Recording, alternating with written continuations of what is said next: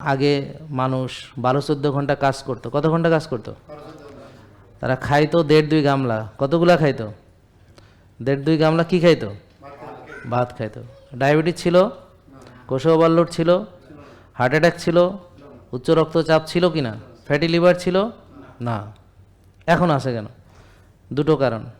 ওই ভাত আমরা খাই না, খাই অনেক কম, তাদের মতো 1.5 গামলা খাইতে আমরা পারি না। তবে আমরা কাম কিছুই করি না, 12-14 ঘন্টা না, 12-14 মিনিটও কাম করি না, 12-14 সেকেন্ডও কিছু করি না।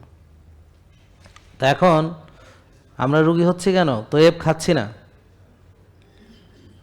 আর শক্তির চর্চা। তাইলে মুমিন শক্তিশালী হলে আল্লাহর কাছে কি হয়? প্রিয় হয়। বলেন শক্তিশালী মুমিন, বলেন শক্তিশালী আল্লাহর কাছে বেশি প্রিয়। না, প্রিয় না, বেশি প্রিয়, বেশি প্রিয়।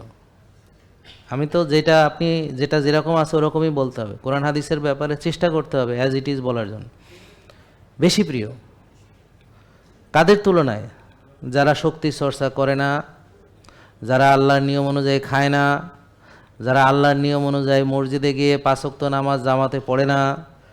আমার বুঝতে পারছেন কারণ কি? জামাতে নামাজ পড়লে কি হবে? সময় অনুবর্তিতা। ধরেন আপনি এশার নামাজ জামাতে পড়েন নাই, দেখা গেল 12টা বাজে নামাজ হয়নি, বা হয়তো ঘুমায় গেছেন, নামাজ পড়তে মনে নেই, ঠিক কিনা? কিন্তু জামাতে পড়লে কি হয়? সময় মতো হয়ে গেল। এটাকে বলে সময়ানুবর্তিতা। বলেন কি বলে? আর হলো কি?